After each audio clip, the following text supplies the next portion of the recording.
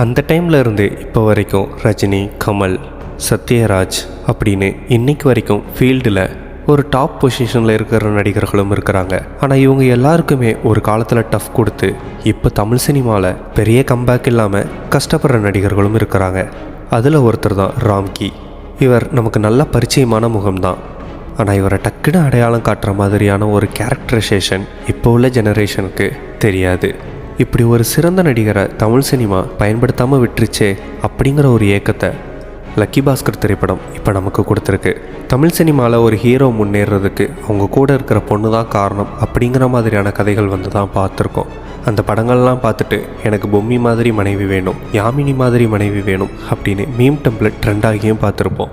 ஆனால் முதல் முறையாக பொம்மியும் வேண்டாம், யாமினியும் வேண்டாம், ஆண்டனி மாதிரி ஒரு நேர்மையான பிஸ்னஸ் பார்ட்னர் நமக்கு கிடைச்சா போதுன்ற மாதிரி ஒரு மீம் ஒன்று ட்ரெண்ட் ஆகியிருக்கு.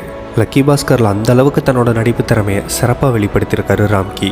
ஒரு படத்துக்கு கதையும் திரைக்கதையும் எவ்வளோ முக்கியமோ அதே அளவுக்கு கதாபாத்திர தேர்வும் முக்கியம்.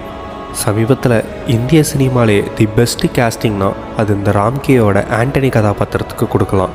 லக்கி பாஸ்கர் படத்தில் இந்த கேரக்டர் உள்ளே வந்ததுலேருந்து கடைசி போர்ஷனில் சில காட்சிகள் வரையுமே நிஜமாவே ஹீரோவுக்கு உதவதான் வந்திருக்குதா இல்லை முதுகில் குத்துமா அப்படின்னு ஒரு சந்தேகத்தோடையே கடைசி வரை நம்மளை உட்கார வச்சுருக்கோம்.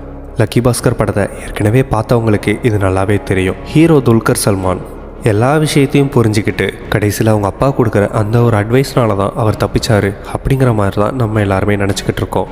அவங்க அப்பா சொன்ன அந்த ஒரு வார்த்தை, சூதாட்டத்தில் எவ்வளோ ஜெயிக்கிறோன்றது முக்கியமே இல்லை, அதை நம்ம எப்போ நிறுத்துகிறோம் அப்படிங்கிறது தான் முக்கியம்னு. ஆனால் இந்த ஒரு விஷயத்தை ஸ்டார்டிங்லே துல்கர் சல்மானுக்கு ஆண்டனின்ற கதாபாத்திரம் சூசகமாக சொல்லியிருக்கோம்.